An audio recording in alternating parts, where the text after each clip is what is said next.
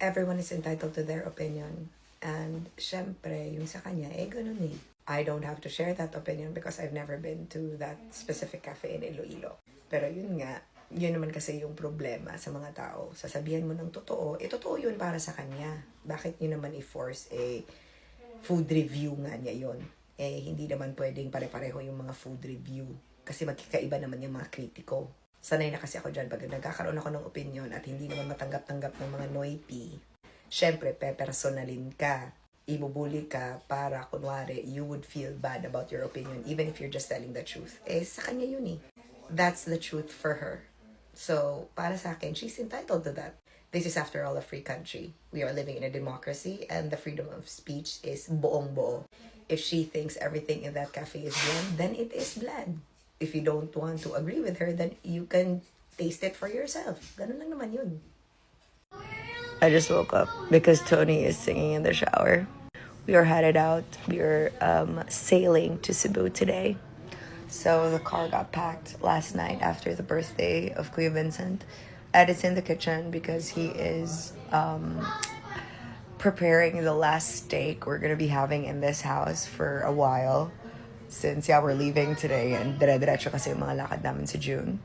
And of course, Tony starts school in July. So I think the earliest possible time we're gonna be back here in Butuan City or in the house is gonna be December if we're gonna be home for Christmas. So I already have my things ready. I already packed it in the car last night. I'm gonna show it, I think, later. So I have my tingog backpack here. It's bright orange. And my bag ready. And then I'm just waiting for Ed to prepare lunch because we have to leave early for the port. We have to start loading a little bit before 3 p.m. So that's that. It's actually not a vacation. We're actually moving na talaga to Cebu. Our vacation starts on June 4 because we're flying to Puerto Princesa and then to Balabac and then to Puerto Princesa and then back and then going to Singapore after that. And then we're thinking about maybe going to Boracay before Manila. And then maybe checking out resorts around Cebu before Tony's actual school that will start on July 2. We won't be able to move into the place that we're renting until July 5. We're just waiting for our landlady to decide. And yes, I have to buy some stuff pa. So it's gonna be a busy month. But this is the first time that I'm gonna be leaving Butuan again to move to another city. The first time I did this was in 2005 when I moved to Manila for college. And now we're going to do it because Tony is moving to Cebu for school. So that's that. We are in our vehicle that is very, very, very full of stuff. Tony's sitting puno jud siya kayo. And to pa sa record. We're so excited. Are you excited, Babong Bim? Yes! You pray for me, Mommy. I can get to load.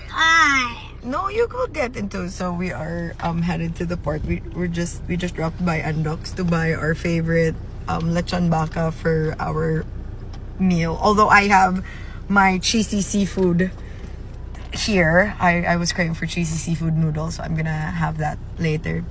And then we got the suite room so that we have the place all to ourselves and more comfortable beds.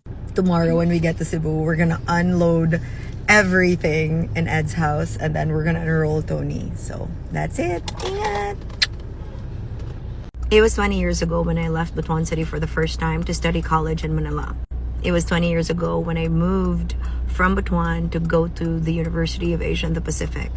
And I remember at that time, of course, my parents were with me when I moved into my first dorm. The only difference now, 20 years later, is that I'm doing the same thing with my son, but instead of leaving him, we are all moving to Cebu. Although I am not new to Cebu because I was born there, and my husband is from there. And we're moving to Mandaue City, and we're very, very excited. It's just really overwhelming to do it now, and to really have all of these changes so fast. Last year, when I married Ed, it was a life-changing decision. And now moving to Cebu, to a new city, to have a new life, and to let Tony adjust to that life is pretty overwhelming. But that's what my thoughts are now that we're waiting to board the boat behind me. Ingat! First order of business here in Cebu is to enroll Tony. So we're here at the school now, and we're waiting for the registrar's office to open. And they have a slip of everything that Tony will need, as well as getting his uniform in the bookstore down below. It's so funny, all my life, never ko naka-enroll sa akong self. As in, from when I was very young until college, dili jud ko ga-enroll sa akong self because by the time I was in college, everything was done online and my classmates would enroll me. Igo ako magbayad, and then now I'm doing this like from scratch with Ed. Tuwa ang duha nangita og fountain kay giho si Tony because we're teaching him how to like drink from a fountain now because he has to learn. Pero mo na gini ang realidad because Ed and I agreed that every time Tony needs to enroll for every year that he's gonna go to school, kami jud mangunay. So that's that. Yeah. Human ako duty as a mother, karon duty to myself here at Base Aesthetics. So, mosa ni atong kabisihan for today's video kay humanaman ko ganina. Laban! Mag-Exion daw ta. Exion ang pangalan sa atong buhaton karong adlaw sa atong now. So, dire lang siya tapos plus an ek, no? Kay Laban. Nahalago. Kay grabe akong giatubang ganina as a mother. So, kailangan ako karon atubangon akong self. Naman ko sa akong therapy. So, muna na siya to maintain. Uy! Maintain! And moving to Cebu, muna gining appeal sa itong mga buhaton na monthly routine. Applying the gel.